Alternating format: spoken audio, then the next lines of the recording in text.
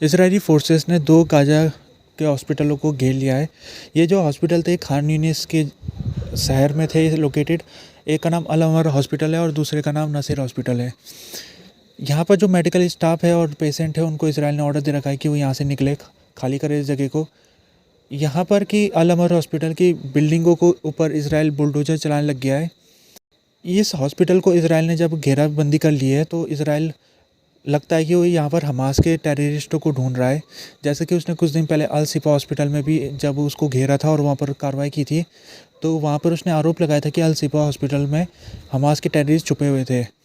अल शिफा hospital में जो कार्रवाई इसराइल ने की थी उसमें इसराइल ने कहा था कि उसने 150 के लगभग हमास के टेररिस्टों को मार गिराया और 100 से ज़्यादा हमास के जो जुड़े हुए लोग थे हमास से, उनको पकड़ के जेलों के अंदर डाल दिया।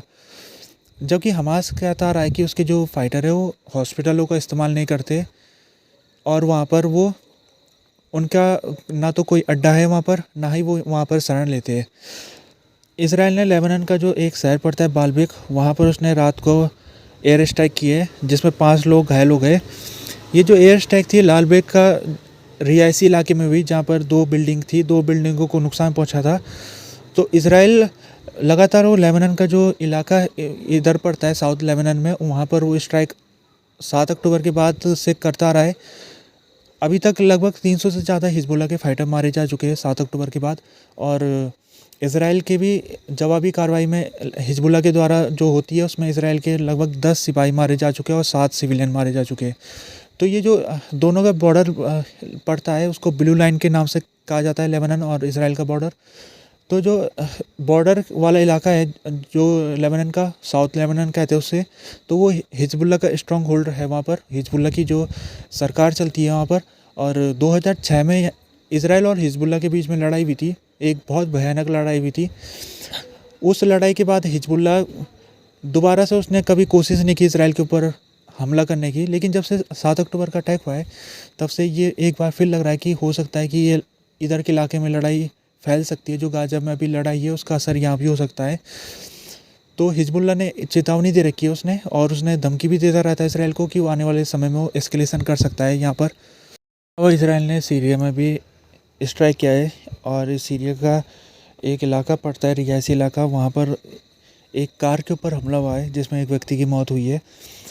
तो सीरिया में भी हिजबुल्लाह के इलाका है काफ़ी वहाँ पर, और साथ में जो उधर के इलाके में इस्लामिक स्टेट और दूसरे काफ़ी प्रकार के वहाँ पर टेरर ग्रुप रहते हैं सीरिया के इलाके में। और जब से सिविल वार शुरू हुआ है सीरिया में तब से सीरिया की स्थिति काफ़ी बदतर होती गई है। जैसे कि जो वहाँ के राष्ट्रपति बशर अल असद, उनका जो उनका इन्फ्लुएंस वाला इलाका है जहाँ पर उनकी सरकार है वो लगभग 50% से ऊपर है। बाकी बचे हुए इलाके में अलग अलग ग्रुप वहाँ पर शासन करते हैं।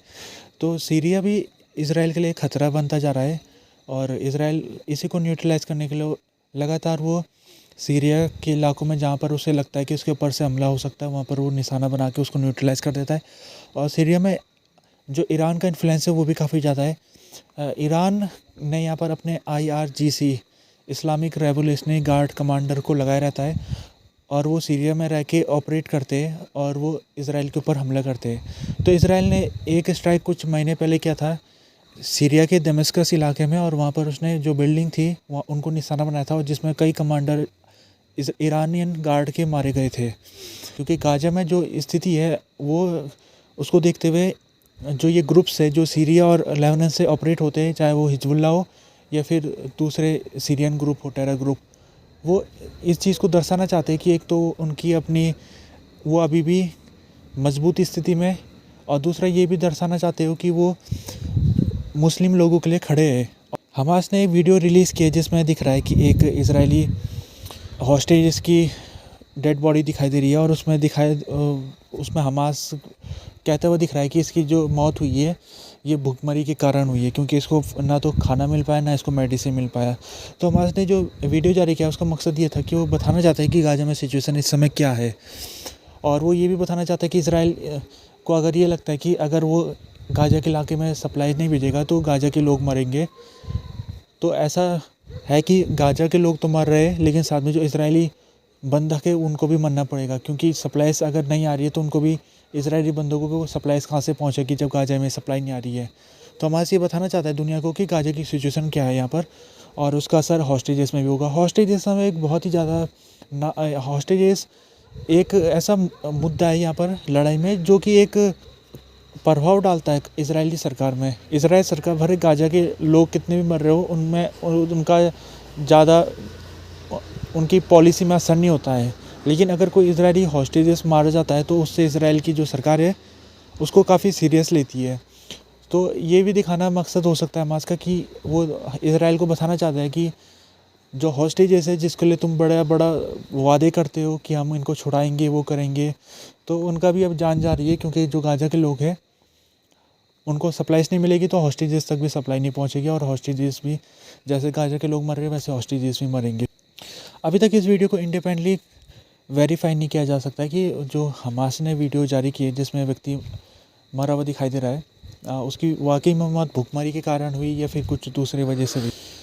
एंथोनियो गुतेरेस जो कि सेक्रेटरी जनरल है यूएन के, उन्होंने इजिप्ट पहुंचे हुए थे आज के दिन वो, और उन्होंने वहाँ पर स्टेटमेंट निकाला। उन्होंने इजराइल सरकार से ये आह्वान किया कि इजराइल सरकार तुरंत ही यहाँ पर सीज़ फायर करे गाज़ा के इलाके में, और उन्होंने ये कहा कि ये जो सप्लाई है गाज़ा के इलाकों में तुरंत इसको बहाल करना चाहिए, और जो ट्रकों की जो संख्या है उसको बढ़ा देना चाहिए। यानी कि जो सप्लाईस अभी तक इजराइल ने कई जगहों में रोक के रखी हुई है उसको ख़त्म कर देना चाहिए और पूरा सप्लाई को बहाल करना चाहिए।